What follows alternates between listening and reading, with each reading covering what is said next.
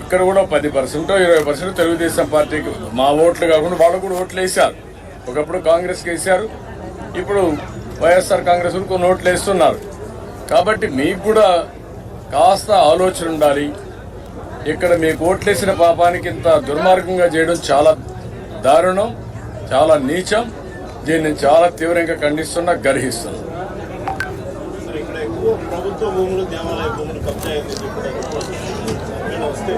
నేనేమంటానంటే, మీరు జరగని అరాచకం రాష్ట్రంలో ఏముంది?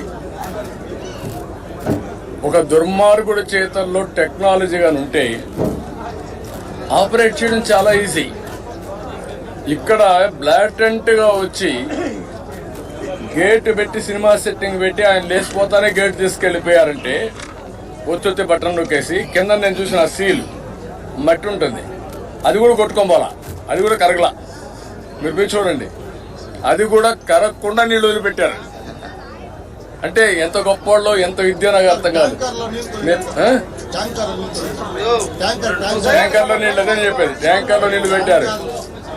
అదే మరిగా మీరు చెప్పినట్టు ఒక ప్రాబ్లం ఉంది.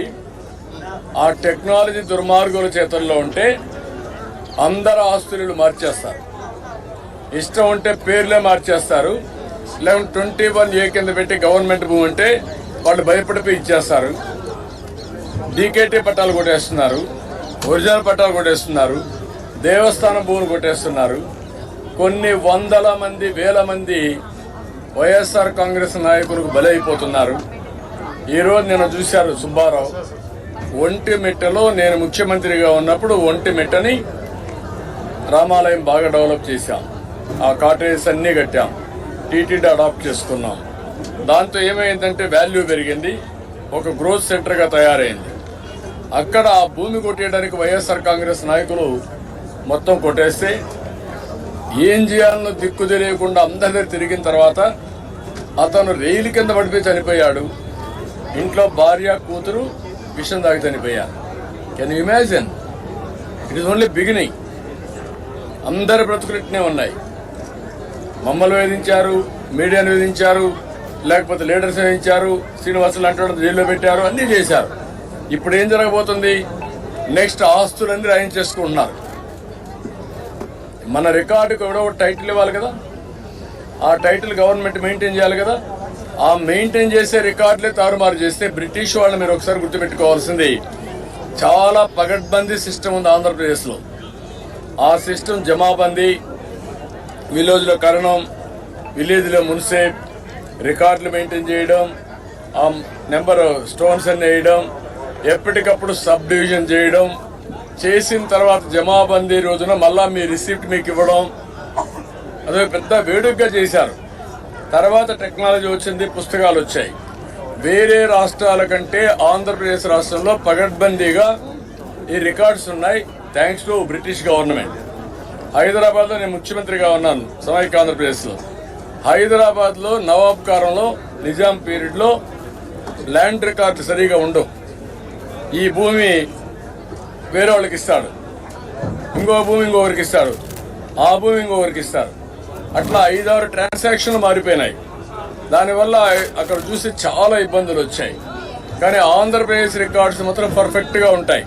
నేను హైదరాబాద్లో మీరు చూస్తే, నేను ముఖ్యమంత్రి అయిన తర్వాత, నేను హైదరాబాద్లో ముఖ్యమంత్రిగా ఉన్నప్పుడు మీరు చూస్తే నేను అన్ని భూములకు బోర్డులు పెట్టేవాడిని. అప్పుడు బనవర్లలో కలెక్టర్ ఉండే, అతను ఏం చేసేవాడంటే, this belongs to government land, any trespass will be punished serious అని బోర్డులు పెట్టాం. రెండో రూల్ పెట్టి, అప్పుడు మీకు ఐడియా ఉందో లేదు, నేను పెట్టిన రూలు ఎంఆర్ఓ ట్రాన్స్ఫర్ అయితే ఎంఆర్ఓ ఫిజికల్ హ్యాండ్ ఓవర్ చేసిన తర్వాత భూములు అతను రిలీవ్ కావాలి. అప్పటి అంత పగడ్బందీకి మెయింటైన్ చేస్తాం. ఈరోజు హైదరాబాద్ డెవలప్మెంట్ మొత్తం అయిందంటే ఇలాంటి ల్యాండ్ చాలా ఉంది. ఆ రోజు బైఫర్కేషన్ అప్పుడు కూడా కొంతమంది పాకిస్తాన్కి వెళ్ళిపోయారు, వాళ్ళ భూములు ఉన్నాయి, నిజాం భూములు ఉన్నాయి, అవి తీసుకొని డెవలప్ చేశాం. ఇక్కడ రికార్డ్స్ అనేటి బ్రిటిష్ పీరియడ్లో 1 ఎకరా కానీ 1 ఇంచు కానీ తప్పు ఉండదు. నేను చిన్నప్పుడు చూశాను జమాబంద్ అంటే ఒక నెల పండగ, కర్ణాలు వాళ్ళంతా ఊరికి వస్తారు, వాళ్ళు రికార్డులు ఎస్టాబ్లిష్ చేస్తారు, అక్కడి నుంచి రికార్డు మన రిసీప్ట్లు ఇస్తారు, మళ్ళీ వాళ్ళు పోయి మండల హెడ్ క్వార్టర్లో తాలూకా హెడ్ క్వార్టర్లో కూర్చుంటారు, రికార్డ్స్ ఎస్టాబ్లిష్ చేస్తారు, డిక్లేర్ చేస్తారు. ఎన్నికల్లో ఫలితాలు ఎట్లా డిక్లేర్ చేస్తారు? 5 ఏళ్లకు జమాబందీలో డిక్లేర్ చేసేవాళ్ళు. అలాంటి రికార్డ్స్ అన్ని పెద్ద మనిషి వచ్చి నెమ్మల రాళ్ళు వేసేసాడు ఆయన ఫోటో పెట్టి. ఇప్పుడు అన్ని తీసేయాలి పోలీసులు, ఎందుకంటే ఎవరి ఫోటో ఉండడానికి వీల్లేదు కదా. ఎట్లుంటాయి నెంబర్ రాళ్ళ పైన? పట్టాదారు పాస్బుక్ల పైన నీ పేరు, నీ ఫోటో ఎట్లుంటుంది? సర్టిఫికెట్స్ పైన మీ ఫోటోలు ఎట్లుంటాయి? ఎక్కడ పబ్లిక్ ప్లేస్ లో ఉండకూడదు అనుకున్నప్పుడు ఇవన్నీ ఎట్ట పెడతారు? అంటే ఒక తుగ్లక్ పరిపాలనని మరిపించే విధంగా ప్రజాధనాన్ని, ట్యాక్స్ పేయర్స్ మనీని ఎంత దుర్వినియోగం చేశాడో ఇవన్నీ ఉదాహరణలు.